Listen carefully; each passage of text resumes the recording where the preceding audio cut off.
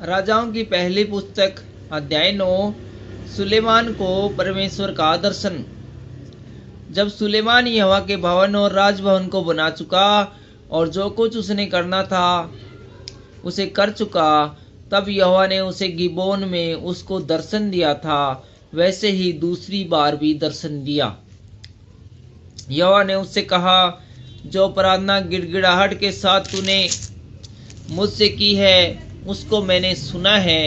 यह जो भवन तूने बनाया है उसमें मैंने अपना नाम सदा के लिए रखकर उसे पवित्र किया है, और मेरी आंखें और मेरा मन नित्य वहीं लगे रहेंगे। और यदि तू अपने पिता दाऊद के समान मन की खराई और सीधाई से अपने को मेरे सामने जानकर चलता रहे और मेरी सब आज्ञाओं के अनुसार किया करे और मेरी विधियों और नियमों को मानता रहे, तो मैं तेरा राज्य इज़राइल के ऊपर सदा के लिए स्थिर करूँगा। जैसा कि मैंने तेरे पिता दाऊद को वचन दिया था, तेरे कुल में इज़राइल की गद्दी पर विराजने वाले सदा बने रहेंगे। परंतु यदि तुम लोग या तुम्हारे वंश के लोग मेरे पीछे चलना छोड़ दें और मेरी उन आज्ञाओं और विधियों को जो मैंने तुमको दी थी न माने और जाकर पराये देवताओं की उपासना करे और उन्हें दंडवत करने लगे, तो मैं इज़राइल को इस देश में से जो मैंने उनको दिया है काट डालूंगा और इस भवन को जो मैंने अपने नाम के लिए पवित्र किया है अपनी दृष्टि से उतार दूंगा। और सब देशों के लोगों में इज़राइल की उपमा दी जाएगी और उसका दृष्टांत चलेगा। और यह भवन जो ऊंचे पर रहेगा, तो जो कोई उसके पास होकर चलेगा वह चकित होगा और ताली बजाएगा और वे पूछेंगे, यहोवा ने इस देश और इस भवन के साथ ऐसा क्यों किया? तब लोग कहेंगे, उन्होंने अपने परमेश्वर यहोवा को जो उनके पुरखाओं को मिस्र देश से निकाल लाया था तज कर पराये देवताओं को पकड़ लिया और उनको दंडवत की और उनकी उपासना की। इस कारण यहोवा ने यह सब विपत्ति उन पर डाल दी। सुलेमान का हीराम के साथ समझौता। सुलेमान को यहोवा के भवन और राजभवन दोनों को बनाने में 20 वर्ष लग गए। तब सुलेमान ने सोर के राजा हीराम को, जिसने उसके मनमाने देवदारू और सनोवर की लकड़ी और सोना दिया था, गलील देश के 20 नगर दिए। जब हीराम ने शोर से जाकर उन नगरों को देखा जो सुलेमान ने उसको दिए थे, तब वे उसको अच्छे न लगे। तब उसने कहा, हे मेरे भाई, ये कैसे नगर तूने मुझे दिए हैं? और उसने उसका नाम कबूल देश रखा और यही नाम आज के दिन तक पड़ा है।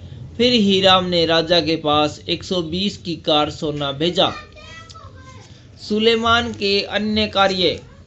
राजा सुलेमान ने लोगों को जो बेगारी में रखा, इसका प्रयोजन यह था कि यहोवा का और अपना भवन बनाए और मिल्लो और यरूशलेम की शहरपना और हाशोर, मगदिबो और गेजर नगरों को दृढ़ करें।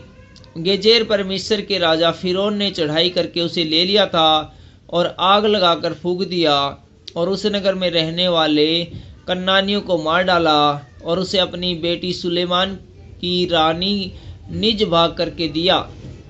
अतः सुलेमान ने गेजेर और नीचे वाले बथोरेन, बालात और तामार को जो जंगल में है दृढ़ किया। ये तो देश में है। फिर सुलेमान ने जितने भंडार वाले नगर थे और उनके रथों और सवारों के नगर, उनको वरन जो कुछ सुलेमान ने यरूशलेम, लबानोन और अपने राज्य के सब देशों में बसाना चाहा, उन सब को दृढ़ किया। एमोरी, हित्ती, प्रिजी, हिब्बी, यबूसी जो रह गए थे, जो इज़राइल में के न थे, उनके वंश जो उनके बाद देश में रह गए और उनको इजरायली नष्ट न कर सके, उनको तो सुलेमान ने दास करके बेगारी में रखा और आज तक उनकी वही दशा है। परंतु इजराइलियों में से सुलेमान ने किसी को दास न बनाया, वे तो योद्धा और उसके कर्मचारी उसके हाकिम, सरदार और उसके रथों और सवारों के प्रधान हुए। जो मुख्य हाकिम सुलेमान के कामों के ऊपर ठहराए गए वे 550 थे। जब फिरौन की बेटी दाऊद से अपने उस भवन को आ गई जो सुलेमान ने उसके लिए बनाया था, तब उसने मिल्लो को बनाया। सुलेमान उस वेदी पर जो उसने यहोवा के लिए बनाई थी, प्रति वर्ष 3 बार होम बलि और मेल बलि चढ़ाया करता था, और साथ ही उस वेदी पर जो यहोवा के सम्मुख थी धूप जलाया करता था। इस प्रकार उसने उस भवन को तैयार कर दिया। फिर राजा सुलेमान ने एशोनो के बेर में जो एदोम देश में लाल समुद्र के किनारे एलोत के पास है जहाज बनाए, और जहाज़ों में हीराम ने अपने अधिकार के मल्लाहों को जो समुद्र की जानकारी रखते थे सुलेमान के सेवकों के संग भेज दिया। उन्होंने ओपीर को जाकर वहां से 420 की कार सोना राजा सुलेमान को ला कर दिया। Thank you.